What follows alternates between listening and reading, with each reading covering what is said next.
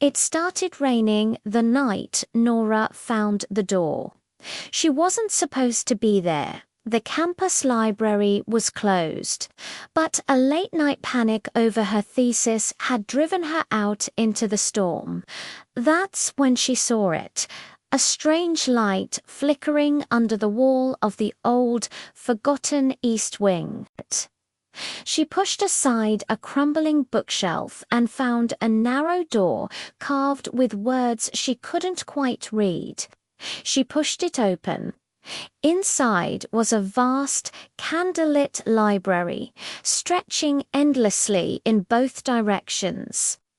Dust floated in the golden air, and hundreds of thousands of books lined the shelves. But when she picked one up and opened it, the pages were completely blank. 4 nights, Nora returned, drawn back to the silent, empty books. Until one evening, she found a small green journal with a single line of handwriting inside. She found the door tonight. Her heart froze.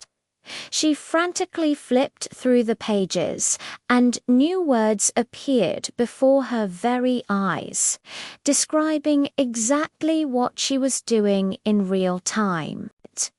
She drops the book in fear. She doesn't know she's being written. Nora slammed it shut, terrified. But the next day, curiosity won. She came back. This time, when she whispered her own name aloud, the books all around her seemed to whisper it back. Then, one night, a voice spoke. A tall man in an old-fashioned suit appeared between the aisles. He was calm, pale, and almost translucent. He called himself the Librarian. "This is the library that forgot itself," he said softly. "It writes what the world forgets." He explained that each book contained memories lost by people, stories erased from time, abandoned by memory. The library's job was to keep them safe. Nora asked why her story was appearing in the books. The librarian just smiled sadly. "Because you were forgotten." She laughed it off, but the next day she called her mother. After a long, painful pause, her mum asked Nora, "Who is this?" Day by day, her world vanished. Friends stopped recognizing her. Professors forgot her name. Her phone was wiped clean of contacts and photos. Her own reflection began to blur at the edges. But back in the hidden library, entire volumes were now filling up with her thoughts, her dreams, her final phone call. Once a person is fully written, the librarian told her quietly, "They belong here." In desperation, Nora tore through the shelves, searching for an escape.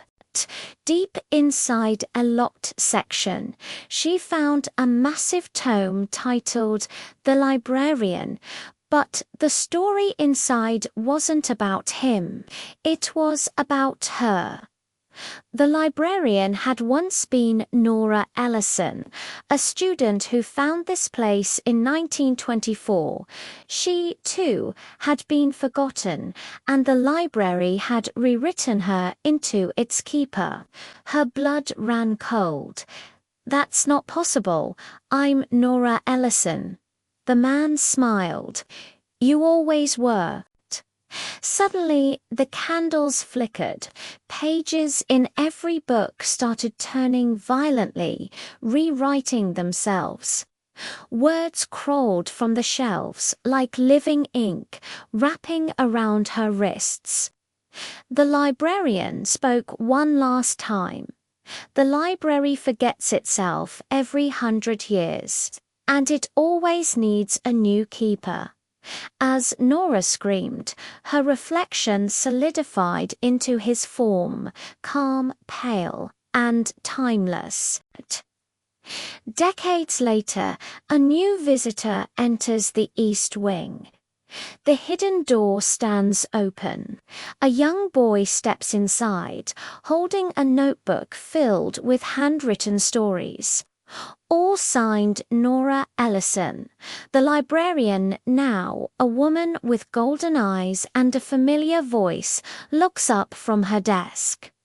"Welcome back," she says. "We've been waiting for you."